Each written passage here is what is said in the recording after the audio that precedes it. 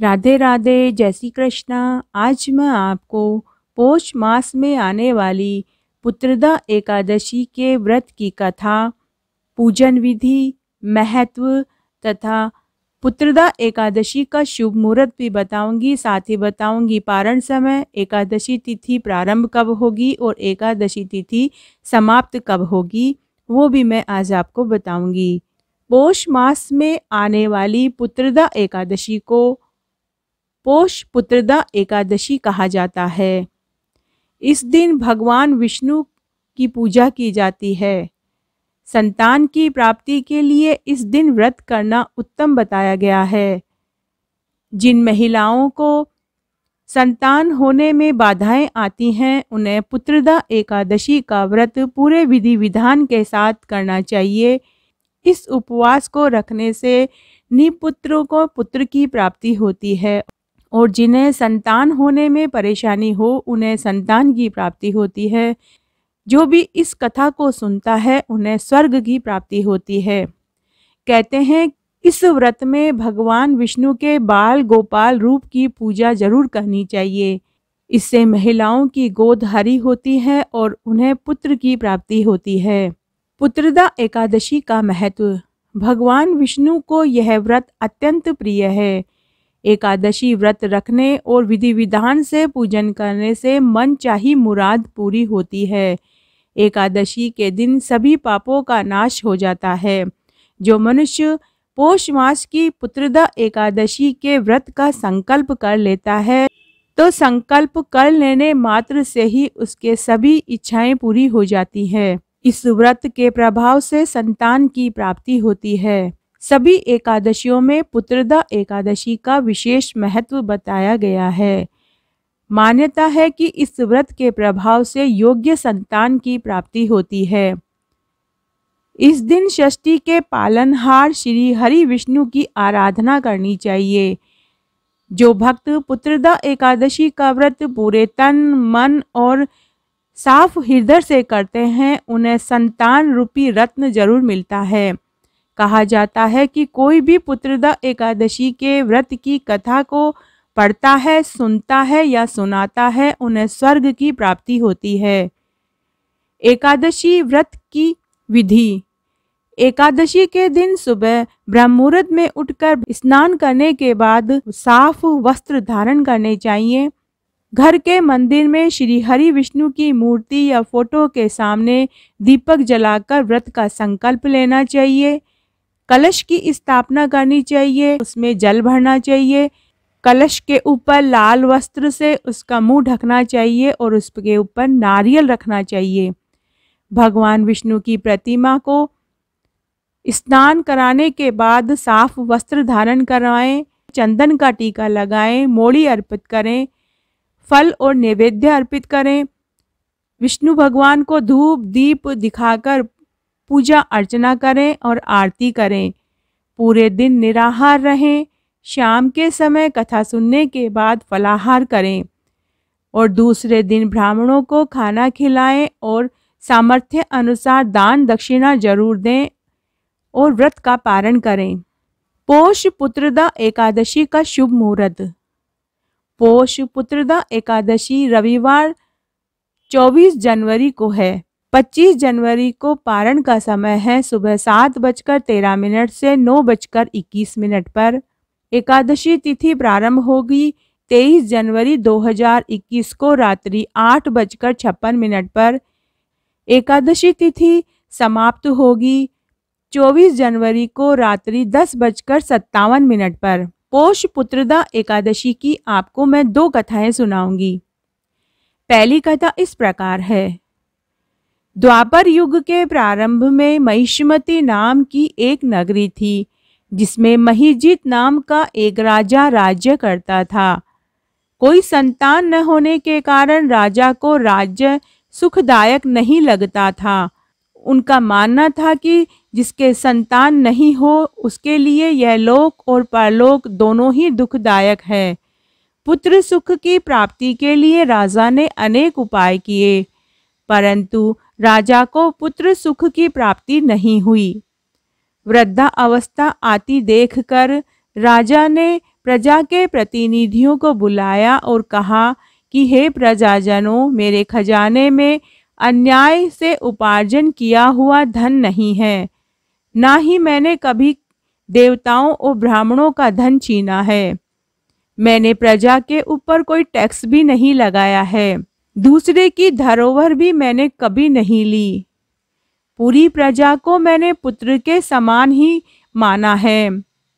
मैं अपराधियों को पुत्र और बांधुओं की तरह दंड देता रहा।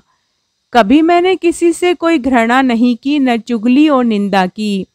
सबको मैंने समान माना है। सज्जनों की मैंने सदा पूजा की है। इस प्रकार धर्मयुक्त राज्य करने के बाद भी मेरे कोई पुत्र नहीं है, इसलिए मैं अत्यंत दुख पा रहा हूँ। इसका क्या कारण हो सकता है? राजा महिजीत की इस बात को विचारने के लिए मंत्री तथा प्रजा के प्रतिनिधि वन में गए। वहां बड़े बड़े ऋषि और मुनियों के दर्शन किए। राजा की उत्तम कामना की पूर्ति के लिए किसी श्रेष्ठ तपस्वी मुनि को देखते फिर रहे थे। एक आश्रम में उन्होंने एक अत्यंत वयोवृद्ध धर्म के ज्ञाता, बड़े ही तपस्वी, परमात्मा में मन लगाए हुए, निराहार, जितेंद्रिय, जितात्मा, जितक्रोध, सनातन धर्म के जानने वाले, समस्त शास्त्रों के ज्ञाता महात्मा लोमेश ऋषि को देखा, जिनका कल्प के व्यतीत होने पर एक रोम गिरता था। सबने जाकर ऋषि को प्रणाम किया। उन लोगों को देखकर मुनि ने पूछा कि आप लोग किस कारण से आए हैं? निसंदेह मैं आप लोगों का हित करूंगा। मेरा जन्म केवल दूसरों के उपकार के लिए ही हुआ है। कोई संदेह मत करो, मुझे पूरी बात बताओ। लोमेश ऋषि के ऐसे वचन सुनकर सब लोग बोले, हे महर्षि, आप हमारी बात जानने में ब्रह्म से भी अधिक समर्थ हैं, अतः आप हमारे संदेह को दूर कीजिए। महिष्मतिपुरी का धर्मात्मा राजा महिजीत प्रजा का पुत्र के समान पालन करता है। कोई किसी प्रकार का उन्होंने किसी से कोई द्वेष नहीं किया। हमेशा सत्य ही उन्होंने बोला है और सत्य के मार्ग पर ही वो चलते आए हैं। फिर भी उन्हें कोई पुत्र नहीं है। वे पुत्रहीन होने के कारण बड़े ही दुखी हैं। अगर हमारे राजा दुखी होंगे तो हम प्रजा कैसे सुखी रह सकते हैं? उन लोगों ने आगे कहा कि हम लोग उनकी प्रजा हैं, अतः उनके दुख से हम बहुत दुखी हैं। आपके दर्शन से हमें पूरा विश्वास हो रहा है कि हमारा यह संकट आप अवश्य दूर कर देंगे, क्योंकि महान पुरुषों के दर्शन मात्र से ही सभी कष्ट दूर हो जाते हैं। अब आप कृपा करके हमारे राजा के पुत्र होने का कोई उपाय बतलाइए। यह बात सुनकर लोमेश ऋषि थोड़ी देर के लिए आंखें बंद कर लेते हैं और राजा के पूर्व जन्म का वृतांत जानकर कहने लगे कि आपका राजा पूर्व जन्म में एक निर्धन वेश्य था। निर्धन होने के कारण कई बुरे कर्म किए। एक गांव से दूसरे गांव, एक नगर से दूसरे नगर जाया करता था। एक समय ज्येष्ठ मास के शुक्ल पक्ष की द्वादशी के दिन दोपहर के समय वह 2 दिन से भूखा प्यासा था। एक जलाशय पर जल पीने के लिए गया। उसी स्थान पर एक तत्काल ही ब्याई हुई एक प्यासी गाय भी जल पी रही थी। राजा ने उस प्यासी गाय को जल पीते हुए हटा दिया और स्वयं जल पीने लगा। इसीलिए राजा को यह दुख सहन करना पड़ रहा है। एकादशी के दिन भूखे रहने से वह राजा हुआ और प्यासी गाय को जल पीते हुए हटाने के कारण पुत्र वियोग का दुख सहन करना पड़ रहा है। ऐसा सुनकर सभी कहने लगे कि हे ऋषि, शास्त्रों में पापों का प्रायश्चित भी लिखा हुआ होता है। जिस प्रकार राजा को यह पाप लगा, उसी प्रकार उस पाप के प्रायश्चित का कोई उपाय भी हमें बताइए।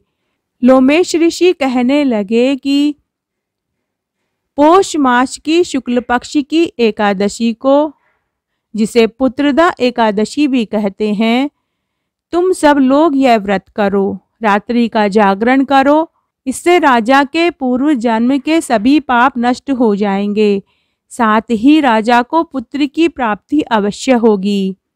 लोमेश ऋषि के ऐसे वचन सुनकर मंत्रियों सहित सारी प्रजा नगर को वापस आई और पौष मास के शुक्ल पक्ष की एकादशी के दिन ऋषि के आज्ञा अनुसार सबने पुत्रदा एकादशी का व्रत किया, रात्रि जागरण किया।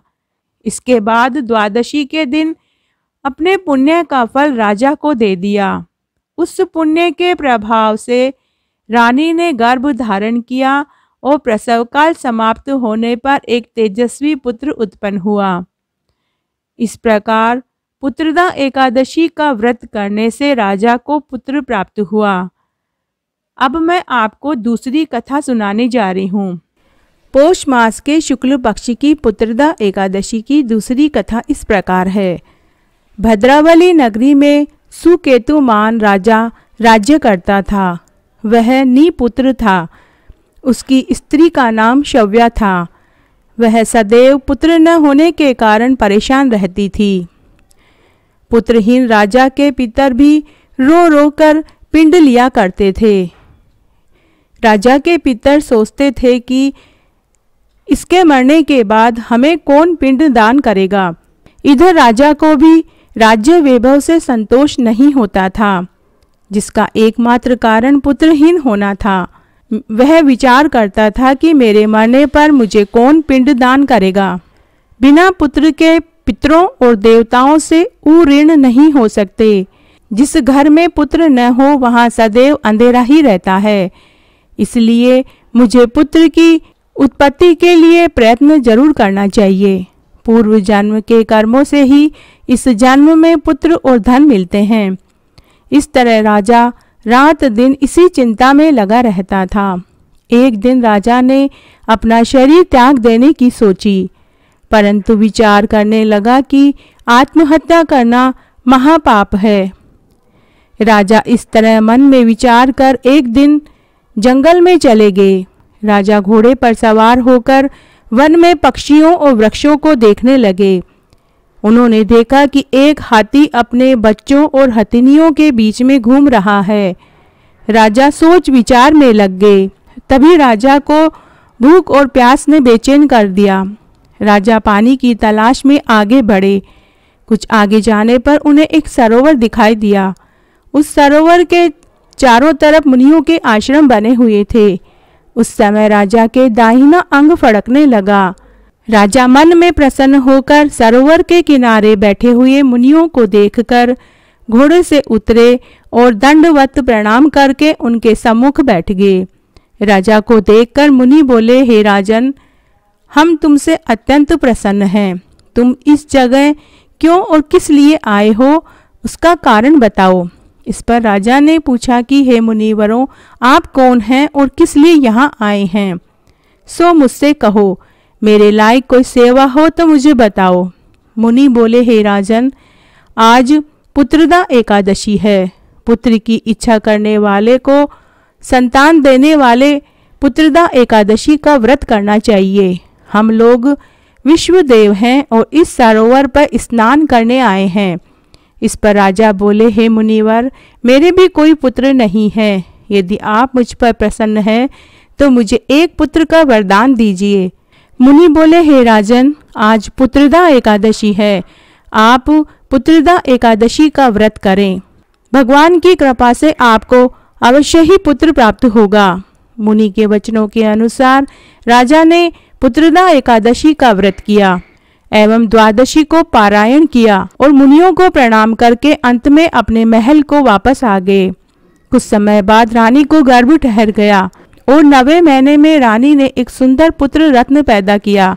वह बड़ा होकर राजकुमार अत्यंत ही वीर, बलवान और यशस्वी और प्रजापालक हुआ। इसलिए पौष मास के शुक्ल पक्ष की एकादशी का व्रत उन सभी महिलाओं को करना चाहिए जिन्हें पुत्र की इच्छा है। पुत्र प्राप्ति के लिए पुत्रदा एकादशी का व्रत अवश्य करना चाहिए। जो मनुष्य इस महात्म्य का श्रवण पठन करता है उनको स्वर्ग की प्राप्ति होती है। कथा का सार है कि पुत्र न होना बड़ा ही दुखपूर्ण है और उससे भी बड़ा दुख है पुत्र का कुपुत्र होना। अतः सर्वगुण संपन्न और सुपुत्र पाना दुर्लभ है। ऐसा पुत्र उन्हें ही प्राप्त होता है जिन्हें साधु जनों का आशीर्वाद मिला हो और जिनके मन में ईश्वर की भक्ति हो। इस कलयुग में सुयोग्य पुत्र प्राप्ति का उत्तम साधन पुत्रदा एकादशी का व्रत ही है। तो इस तरह आज मैंने आपको पौष मास के शुक्ल पक्ष की पुत्रदा एकादशी की 2 कथाएं सुनाई, साथ ही कथा का महत्व, पूजन विधि और पारण समय भी बताया। पुत्रदा एकादशी में गाय के दूध का सहगार करना चाहिए। अगर आपको ये कथा अच्छी लगे तो कमेंट बॉक्स में जय हो बाल गोपाल की जरूर लिखें। धन्यवाद।